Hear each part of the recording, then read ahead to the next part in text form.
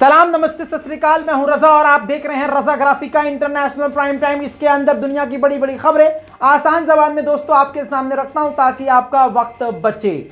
बहुत बड़ी बड़ी खबरें, यकीन कीजिए बहुत बड़ी बड़ी खबरें इस रिपोर्ट के अंदर लेके आया हूं, लिहाजा ध्यान से सुनिएगा। इस रिपोर्ट की पहली और सबसे बड़ी खबर दोस्तों ये है कि भारत और इजराइल ने मिलकर खतरनाक हथियार डिफेंस सिस्टम तैयार कर लिया है। आपको बता दूं कि इजराइल और भारत अब बेहद करीब होते नजर आ रहे हैं और ये करीबी का सबसे बड़ा प्रूफ है कि इंडिया के DRDO ने और इजराइल की कंपनी ने यानी दोनों देशों ने मिलकर डिफेंस सिस्टम तैयार किया है। ये ऐसा डिफेंस सिस्टम है जो जमीन से हवा में मार करके किसी भी ड्रोन, किसी भी उड़ने वाले हथियार को या फिर आने वाले रॉकेट को तबाह कर सकता है।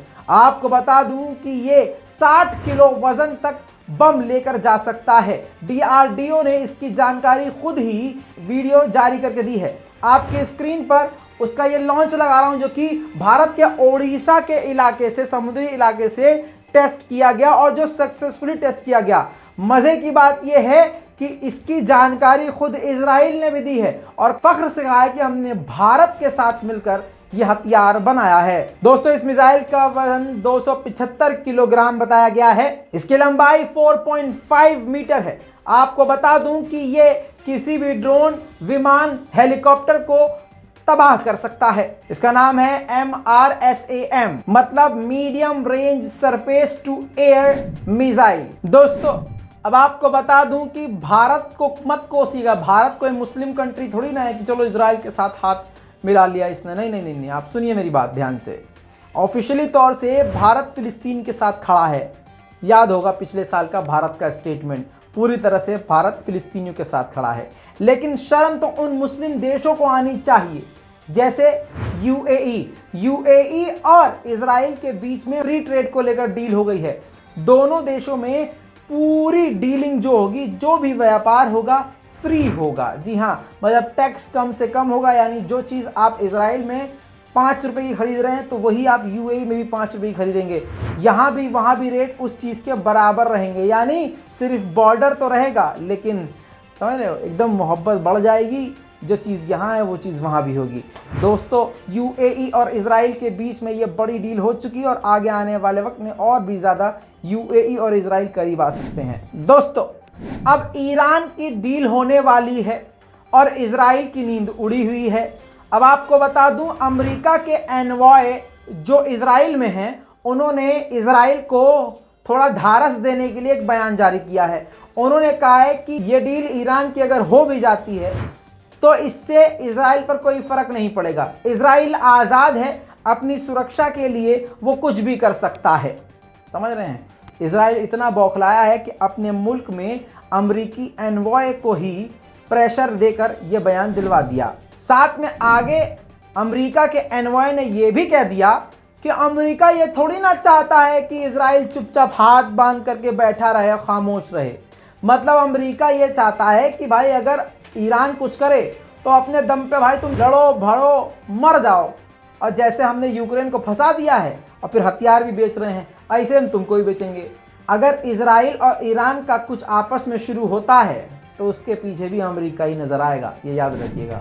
दोस्तों सोलोमन आइलैंड के बारे में मैंने आपको बताया था कि वहाँ पर आयरलैंड पर चीन अपनी सेना भेजने के लिए तैयार हो चुका है और सोलोमन आइलैंड के PM से बात भी कर चुका है। अब ऑस्ट्रेलिया और न्यूजीलैंड की नींद उड़ी हुई थी, अब दोनों ने और इवन अमेरिका ने भी पीछे से सोलोमन आइलैंड पर जो बहुत छोटा है, गरीब है, उसको डंडा किया, डराया, धमकाया। जिसके बाद सोलोमन आइलैंड के प्राइम मिनिस्टर ने सामने आके कहा कि हम चीन को कोई भी ज़मीन नहीं देंगे और चीन की सेना को अपनी ज़मीन पर कभी नहीं आने देंगे।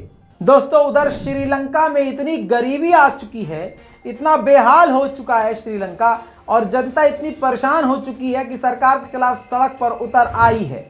और इस तरह से सड़क पर उतर आई है कि राष्ट्रपति भवन को घेर लिया है।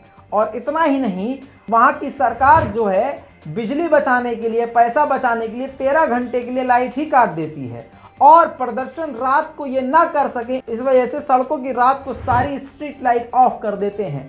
कौन? श्रीलंका की सरकार वाले। अब आपको बता दूं कि अभी भी श्रीलंका में जबरदस्त हिंसक प्रदर्शन जारी है। देखिए,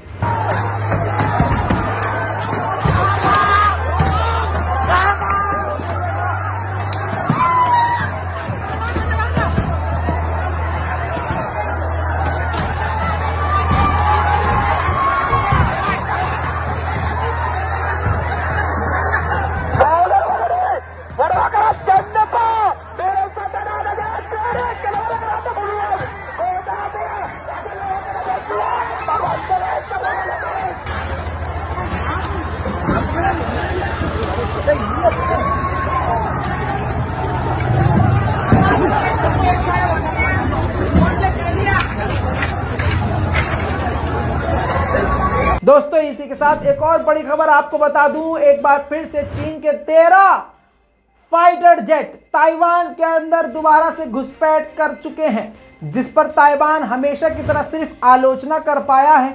और थोड़ा सा आगे ताइवान के फिलीपींस में इस वक्त यूएस फिलीपींस के 9000 सैनिक पहले से ही जंग की तैयारी, मिलिट्री ड्रिल कर रहे हैं। ऐसे में चीन का दबंगई से हर बार से ज्यादा लगभग 13 फाइटर जेट का ताइवान में खुली धमकियों के बावजूद घुसा देना इस बात की दलील है कि चीन कुछ बड़ा करने की तैयारी में है। इसी के साथ एक और बड़ी खबर आपको बताता चलूं, जिस पर अगली रिपोर्ट बना सकते थे हम, लेकिन आपका वक्त बचाने के लिए इसी में बता रहा हूं आपको कि ईरान में जोरदार धमाका हुआ है। जी हां दोस्तों, आपको बता दूं कि ईरान के पेट्रोकेमिकल प्लांट पर जोरदार धमाका हुआ। एक ही तस्वीर हमें मिल पाई है, ये वो तस्वीर है। और आपको बता दूं कि ईरान छुपा रहा है, ईरान अपना नुकसान छुपा रहा है। ईरान ने फिलहाल सिर्फ ये कहा है कि कोई जान का नुकसान नहीं हुआ है, और ईरान ने अभी तक खुलासा नहीं किया कि इसके पीछे इजराइल था या अमेरिका था। कौन था ये बात सामने नहीं आई है, लेकिन ये बात हकीकत है और साबित हो चुकी है कि ईरान पर यह बड़ा हमला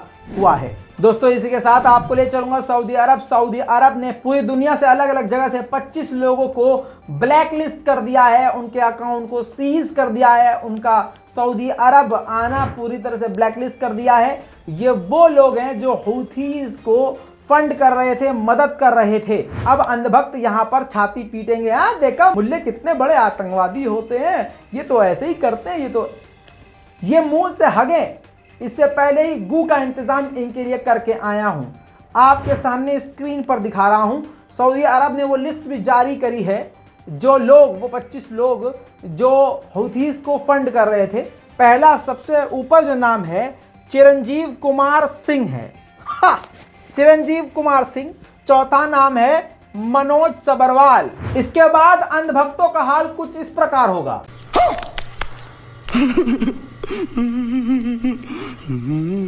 जी हाँ दोस्तों, इसके अलावा और भी बहुत सारे हैं, लेकिन वो मुस्लिम्स हैं और मुस्लिम कंपनीज हैं। बहरहाल अब आगे बढ़ते हैं। अब कल तक पाकिस्तान में कुछ भी होता था तो भारत पर इल्जाम लगता था पाकिस्तान के द्वारा। अब पाकिस्तान ने ईरान के खिलाफ मोर्चा खोल दिया और मुंह खोल दिया है। ईरान के खिलाफ बयानबाजी करते हुए पाकिस्तान के होम मिनिस्टर ने यह कहा है कि जो बलोच हमले कर रहे हैं उनको बढ़ावा ईरान ने दिया है।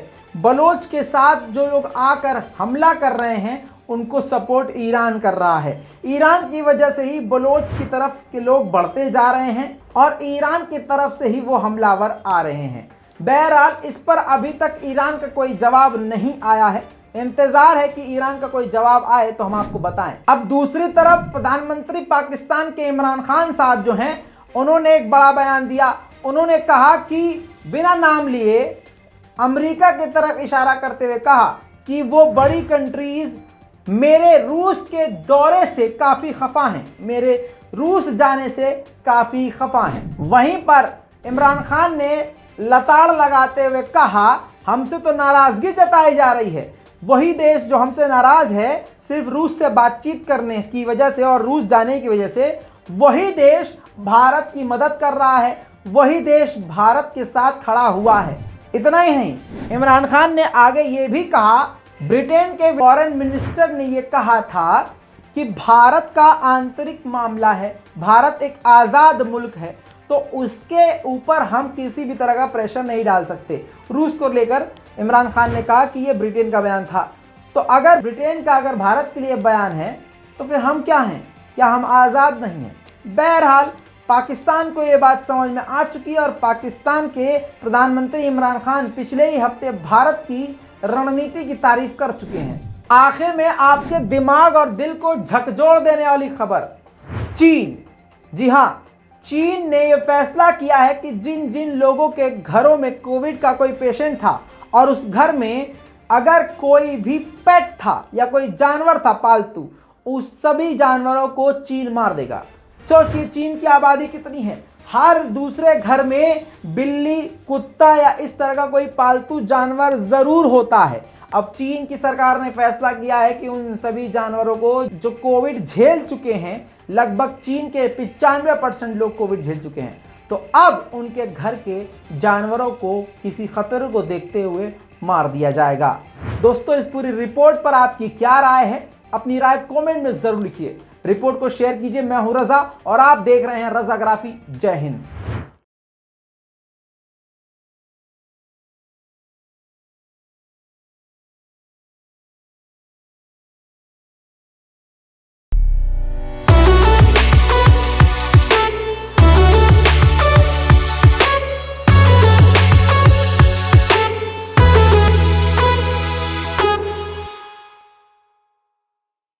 तो दोस्तों, ये हैं वो लोग जिन्होंने बहुत हमारी मदद करी है और इन सभी का तहे दिल से शुक्रिया।